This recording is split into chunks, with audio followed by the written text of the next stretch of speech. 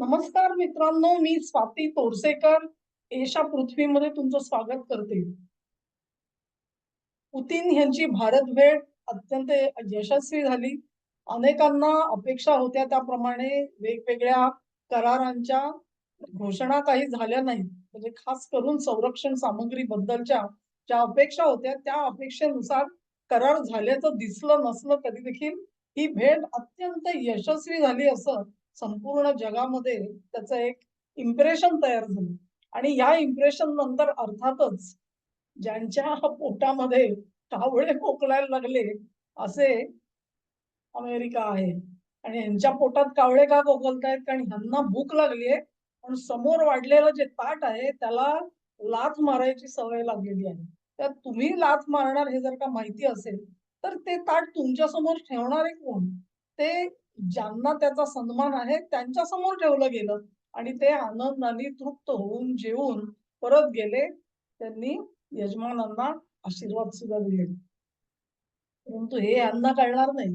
ही जी संस्कृती आहे, ही संस्कृती अजिबात त्याची गंध वार्ता नसलेले लोक अमेरिकेमध्ये राज्य करतायत आणि जर का राज्य करणारे तसे नसतील, तर त्यांना सल्ला देणारं जे सल्लागार मंडळ आहे, ते संपूर्णपणे अंधारात आहे असं दिसतं. अशी परिस्थिती आली की या भेटीनंतर ताबडतोबीने अमेरिकेचं शिष्टमंडळ इथे आलं. म्हणजे ती भेट होण्याआधी लगबगीनी एक भारत आणि अमेरिका ह्यांच्यामधला संरक्षण करार सुद्धा करून घेतला या लोकांनी. तर भारत म्हणला, "ठीक आहे, तुम्हाला संरक्षण करार करायचा, संरक्षण करार करा. तो अंमलात आणायची तुमची मनीषा अजिबात नाही आहे आम्हाला माहिती आहे. त्यामुळे त्याला म्हणतात ना, बोलाची कडी आणि बोलाचा भाग. ते संरक्षण करारावर सह्या करून होणार आहे काय वेगळं?" हा प्रश्न होता आणि तो खरा ठरला. अन्यथा अमेरिकेची एवढी लगबग झाली नसती. म्हणजे मोदी-पुतीन भेट झाली. त्यानंतर ताबडतोबीने अमेरिकन शिष्टमंडळ इथे आलं. त्यानंतर भारताचे आमचे जे चीफ आपले जे बसतात निगोशिएशनसाठी वाटाघाटीला बसतात ते पियुष गोयल काय म्हणाले, "भारताला अजिबात घाई नाहीये. सर्व अटींवरती स्पष्टता आल्याशिवाय आणि पूर्णपणे एकमत झाल्याशिवाय आम्हाला अजिबात सही करायची घाई नाहीये." आता आली पंचायत. पंचायत का आली लक्षात घ्या. ते नवारो साहेब आणि लुटनिक साहेब काय म्हणलेले होते, ह्यांच्यावर टेरिफ लावा, 50% टेरिफ लावा. 3 महिन्यात हे लोक रांगत रांगत आमचे पाय पकडायला येतील. पाय पकडायला येतील. तर ते आता 3 महिने होऊन गेले साहेब. काय झालं? पाय पकडायला तुम्ही आलात इकडे.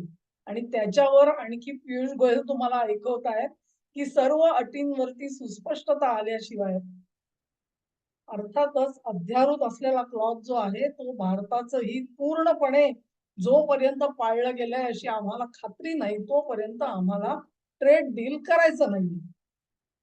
दही भैस पाणी में.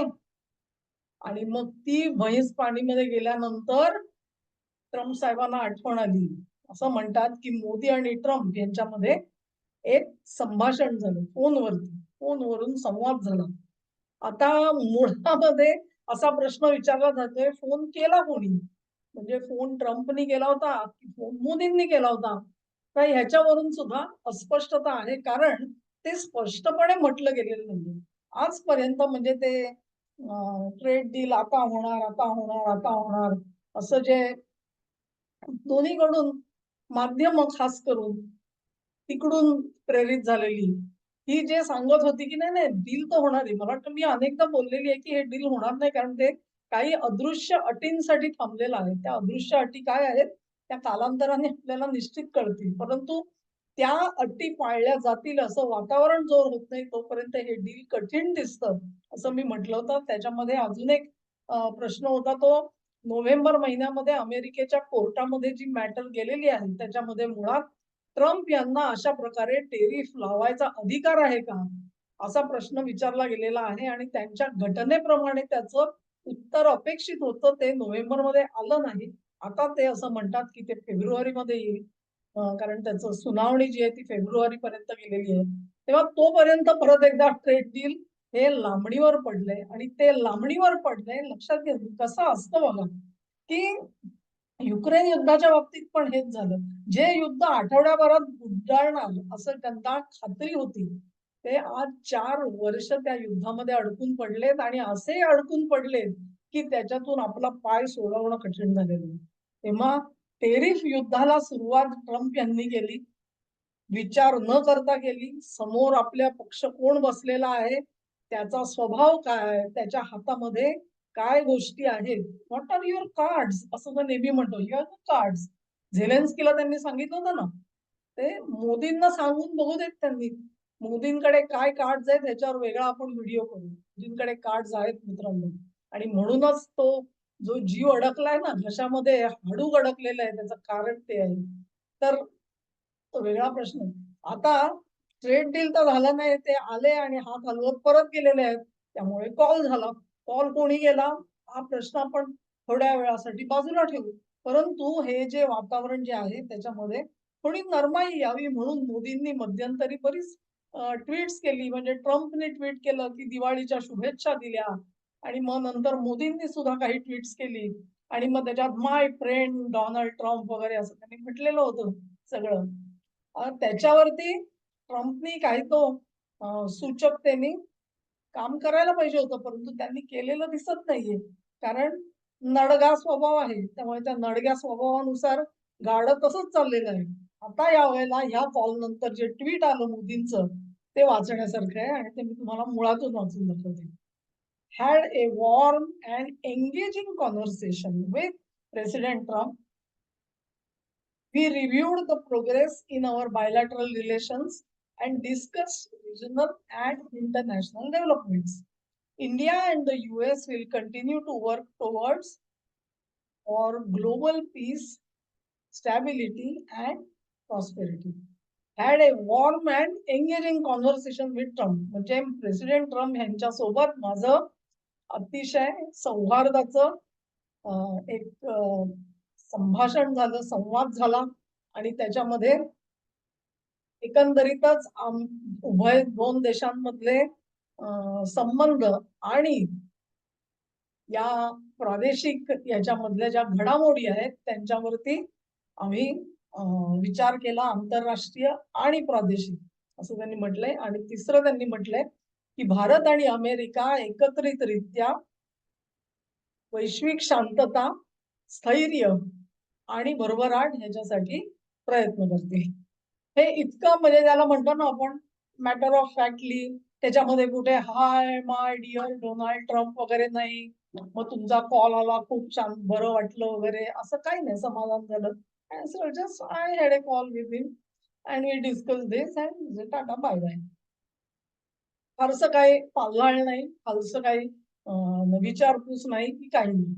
हा ट्विट आल्यानंतर हा ट्विट पहिल्यांदा म्हणजे मोदींचा आता सुरू कसं आहे पहा की तो कॉल झाला की पहिल्यांदा लगबगीने पहिल्यांदा ट्रम्पला सवय लागलेली होती की नाही आता पहिलं ट्विट आपलं आलं पाहिजे असं करून ते पहिल्यांदा ट्विट टाकत होते. तर तसं झालेलं नाही. मोदींचं ट्विट आलं. ट्रम्पचं ट्विट सुद्धा आलेलं नाहीये. लक्षात घ्या, ट्रम्पचं ट्विट सुद्धा आलेलं नाहीये ह्याच्यानंतर. तेव्हा माय डिअर वगैरे तो सगळे गेले 12च्या भावामध्ये. त्याच्यानंतर ट्रम्पना हिंमत झालेली नाहीये ट्विट करायची. ह्याचा अर्थ त्या संभाषणात काय बोललं गेलं असेल विचार करा तुम्ही.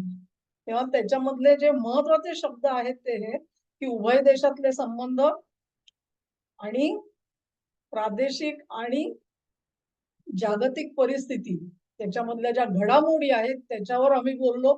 आणि दुसरी गोष्ट ते बोलले काय तर global piece, stability and prosperity ह्याच्यावरती मोदींनी त्यांना झणझणीत काहीतरी ऐकवलेलं आहे असा माझा समज झालेला आहे.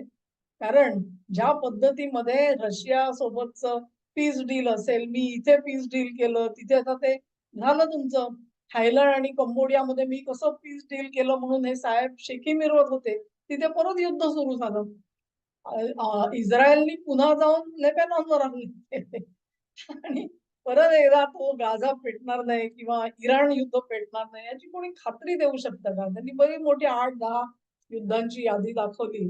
मोदींनी सुद्धा त्यांना तेच सांगितलं असेल की पाकिस्तान अशा कारवाया करत राहिलं आणि जर का भारताने काही त्याच्यावर पावलं उचलली किंवा बांगलादेशातून इकडून नाही तर तिकडून तर आम्हाला जबाबदार धरू नका. कारण हे ग्लोबल पीस, स्टॅबिलिटी, प्रॉस्पेरिटी हे राखण्याचं काम दोघांचं आहे आणि तुम्ही त्यांना एक प्रकारे उत्तेजन देतात हे सगळं करायला, याची नोंद घेतली गेली असेल कदाचित. त्याच्यामुळे हा कॉल नेमका कोणी केला, हा जसा प्रश्न आहे. म्हणजे ट्रम्पनी स्वतःहून केला असेल आणि म्हटलं असेल, की ठीक आहे आता काय ह्या छोट्या-मोठ्या अटी राहिलेल्या आहेत, त्या आपण मागे टाकू आणि ट्रेड डील करून टाकू.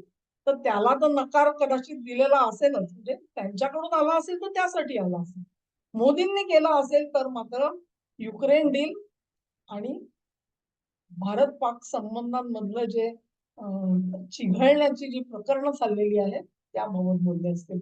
तेव्हा नेमका कॉल कोणी केला, कशासाठी केला आपल्याला कल्पना येणार. निदान आत्ता तरी ते स्पष्ट होणार नाही. परंतु तरी सुद्धा एक प्रकारे मोदींनी आकारात कापले.